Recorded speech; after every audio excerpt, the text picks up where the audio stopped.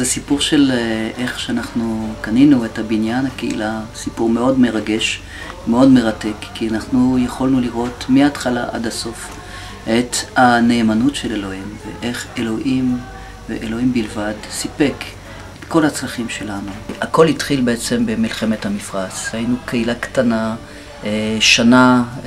קהילה בת שנה, והיה לנו בערך 30 איש, ואנחנו נפגשנו הרבה אחד עם השני לעודד ולחזק אחד את השני.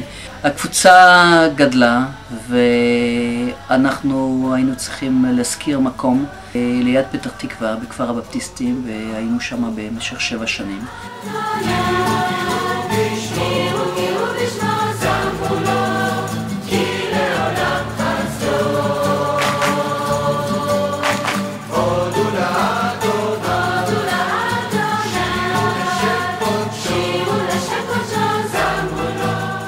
בזמן שהטילים נפלו מסביבנו ונכנסנו לחדר האטום, אלוהים דיבר אלינו דרך הספר, ספר ירמיהו, שבזמן המצור על ירושלים, אלוהים פשוט נותן פקודה לירמיהו לקנות שטח אדמה.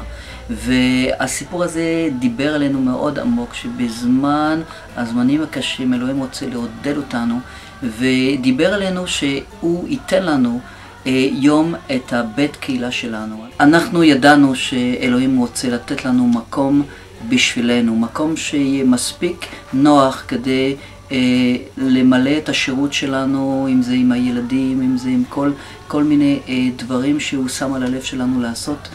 ולכן אנחנו התחלנו לפנות לאלוהים בתפילה, והייתה לנו אספות תפילה, ופתחנו קרן בנייה, והתחלנו להתפלל.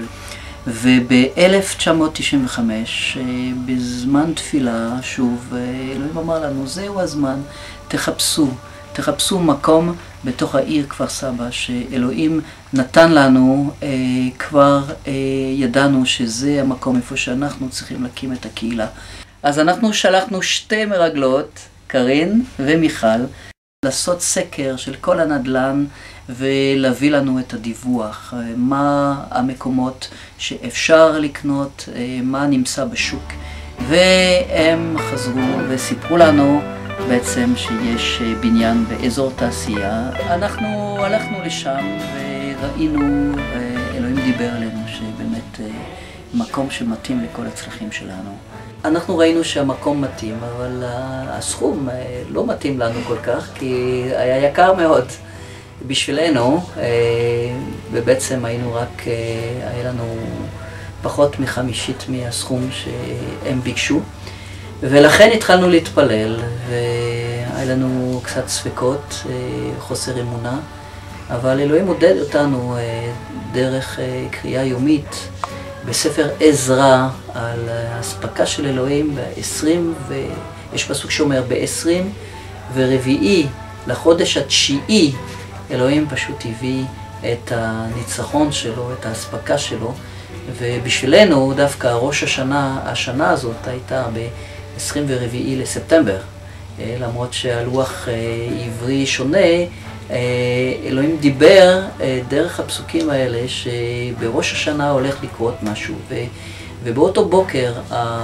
הקבלן, שאנחנו רכשנו את הבניין, הוא פשוט התקשר אלינו, שהוא מוכן פשוט לדבר אלינו ולחתום על חוזה, הסיכום, זיכרון דברים בזמן הזה, ואנחנו פשוט ידענו שזה באמת אלוהים שמזמין אותנו פשוט לבוא, וביום הזה הוא הבטיח להיות איתנו כל הדרך. ולכן אנחנו פשוט הלכנו לשם, ובאמונה, בלי שום כסף בבנק, אנחנו פשוט חתמנו, אני ביחד עם פרד וישי שהיו איתי, ואחרי שאנחנו חתמנו ויצאנו לרחוב, התחלנו לצחוק ולהגיד אחד לשני, או אלוהים איתנו ומדריך אותנו, או אנחנו באמת משוגעים.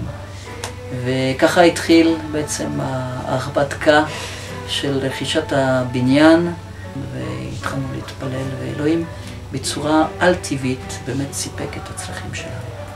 טוב, אז ההזמנות לפתיחה נשלחו, גם לאנשים בארץ, גם לאנשים בחו"ל. ההזמנות נשלחו, אבל מפתח לבניין עדיין לא היה.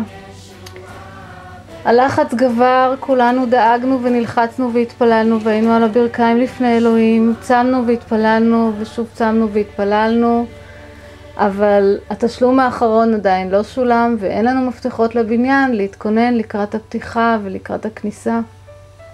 טוני בינתיים בקוריאה ואנחנו כאן מתפללים ומתאספים בקבוצות הבית.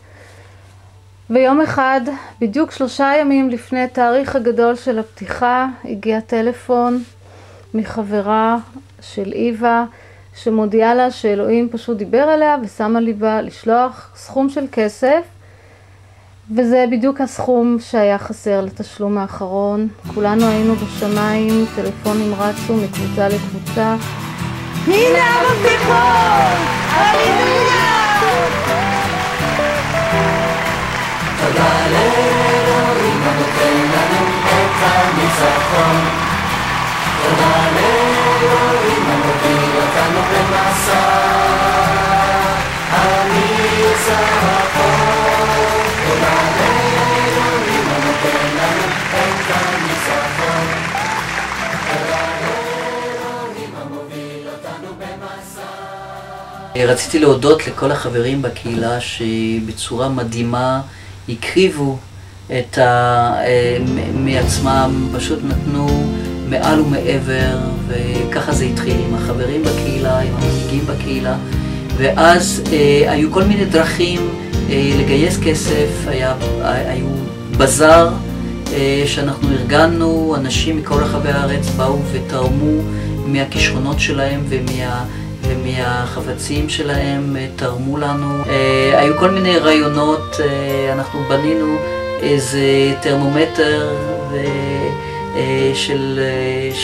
שמציג בעצם את כל הרמות של התרומות שהגיעו. כל אחד שרצה לתת תרומה בשביל הבית, בית הקהילה, הוא היה יכול לשים בתוך הקופסה. ואנחנו ראינו את הנאמנות של אלוהים, אנחנו ראינו שחודש אחרי חודש אלוהים סיפק בצורה על טבעית כל הזמן. אנחנו באמת שמחים שהגענו למקום הזה, שבית קהילה עכשיו שולם לגמרי,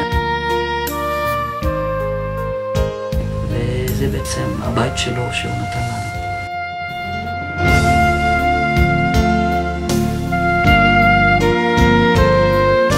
אז אנחנו יודעים שבעצם אלוהים הוא בונה בית שלא בנו בני אדם, שסך הכל אתם, אנחנו, האבנים חיות, ואנחנו הבניין של אלוהים וגוף המשיח. כל אחד ואחד הוא אבן בתוך הבניין שלו, וזה מה שמעניין לאלוהים. הבניין הזה שאנחנו רכשנו בזכות האדון הוא בניין שמשמש לגדילה של הגוף שלו, של הבניין הרוחני שהוא רוצה לבנות בתוכנו בינינו. שירו לאדוני שיר חדש